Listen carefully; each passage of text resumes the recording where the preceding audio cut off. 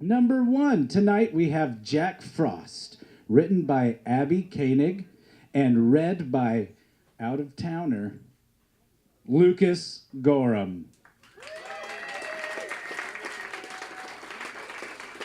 I don't want to distract anybody from the story itself, but Lucas's shoes look 4 sizes too big.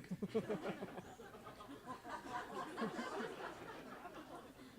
in your hand? Dead ass, I'm sorry, I'm wearing a Tim's, my guy.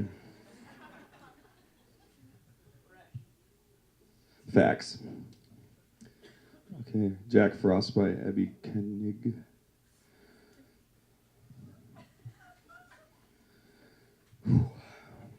My sister Sarah came out of the closet in an anonymous letter to the editor of our high school newspaper. Everyone knew it was her.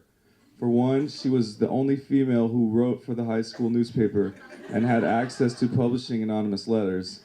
And for two, well, we lived in a small town in upstate New York, and everyone just knew. The days that immediately followed were awful for me. I was a freshman at the time, and I remember sitting in the library overhearing the older, more mature students talk about her, like the juniors and seniors.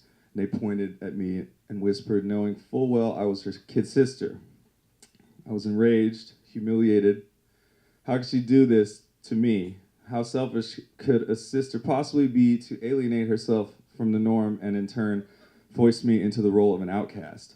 I spent the next few weeks actively avoiding Sarah in school. I overheard her name ridiculed. I pretended I didn't hear. I saw a group of popular girls bully her from afar. I pretended I didn't see. At home, I gave her the cold shoulder, ignored her completely. I pretended that nothing had happened, but acted like everything had. This went on for several months.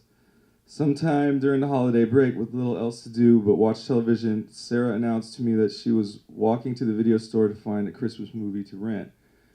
Despite Sarah's and my lack of communication, our shared adoration for holiday cartoons was unbreakable, and besides, there was nothing else going on. In spite of myself, I went along. We walked in silence to the video store on the corner of our street and perused the holiday movie aisle. As it was already well into the Christmas season, parentheses, it might have been even Christmas Eve, close parentheses. None of the good holiday movies or cartoons were in stock, and whatever was in we had obs already seen, except for this one. One videotape which we pulled out of the stack was completely new. Neither of us, in both of our vast years of consuming Christmas entertainment, had even heard of it. It was a Rankin-based claymation cartoon called Jack Frost, in quotes. We silently agreed to give it a shot. Jack Frost is a strange Christmas cartoon, most especially because it is about Groundhog's Day. The story is told by a sleepy groundhog who, for some reason, recounts the story of Jack Frost. Jack Frost is a fairy, and I use this word in the literal and pejorative sense because he is both a magical fairy who makes ice and a fucking gaylord.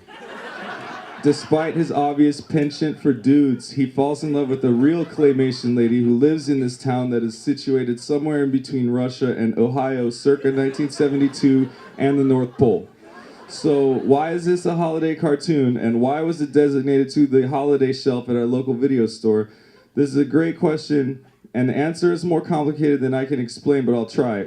Jack Frost falls in love with a Swedish coal miner's daughter chick, and he convinces his maker to allow him to become a real person, assumedly so he can bang her in the butt. He ingratiates himself into her weird Slavic life, and we, the engaged viewer, learn that her European town of wherever the fuck has been taken over by an evil Russian dictator named Kubla Kraus, who has stolen all of the townsfolk's money. But despite their overwhelming poverty and lack of Christmas presents, they are happy because they have, wait for it, ice. Yes, the townspeople look forward to the seasonal changes because ice comes with a renewal in their economic prospects. The townies cut up icicles and use them as coinage, meaning they use the ice cubes like they are cold hard cash. Zing. So when Jack Frost, the producer of ice for this weird Ukrainian town, becomes human to court this lady, he can't make any more ice. And therein lies the complicated yet illogical and pointless plot of this Christmas cartoon that's really about Groundhog's Day.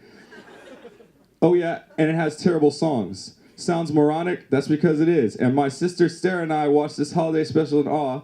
It was very, very, very bad. The absurdity of it was so comical, we couldn't help but laugh over it all. I think we watched Jack Frost about 10 more times that week, and with each viewing, our sisterly love reignited. Sounds so cheesy, but yes, Jack Frost was the thing to help us break the ice.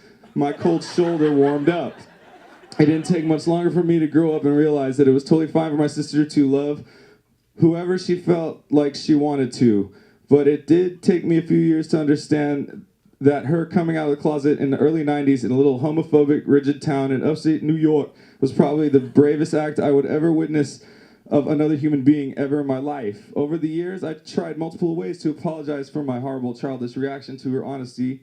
I wrote her letters, stories, drew pictures, and even tried to tell her face to face, like a real person does, but I never could. It's not easy to admit to a person that you dearly love that you are a shithead, and even harder to tell them that your head shat in their general direction.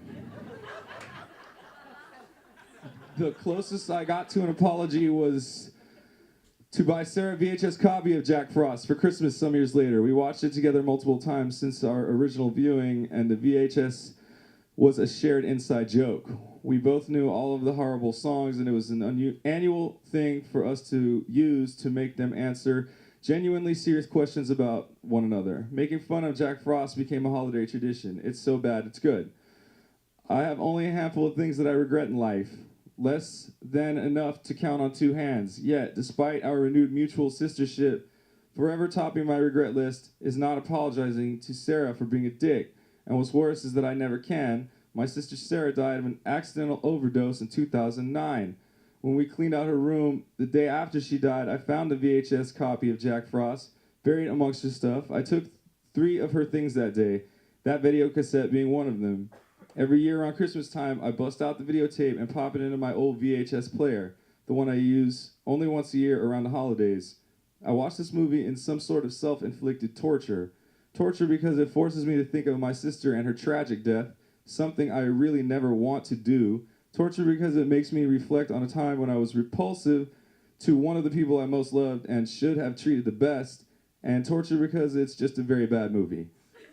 This past week, partaking in my annual ritual, I put on Jack Frost while folding laundry. Torture compounded. My 2-year-old twin sons walked into the room, always attracted to anything on the television. They watched for a minute, and I sang along to one of the worst songs ever written for an animated motion picture. One of my sons, Jack, looked at me and said, "Stop it, Mommy." This had nothing to do with the horrible lyrics to a song about the thrill of frozen money, or my incredibly poor singing voice, or that desperate sadness emitting from the lump in my closed-up throat. No, this is what my sons say to me all the time when I sing or talk, or do anything in general that they don't feel like listening to. And then they both walked out of the room. As much as I wanted them to love this cartoon and to understand the inside joke and all that it meant to me, they couldn't have cared less about anything in their small 2-year-old lives. However much of that moment I wanted to share my sister with them, a person that they didn't know, nor would sadly ever have the opportunity to meet. How could I blame them? It's the worst fucking holiday cartoon ever. It's about Groundhog's Day.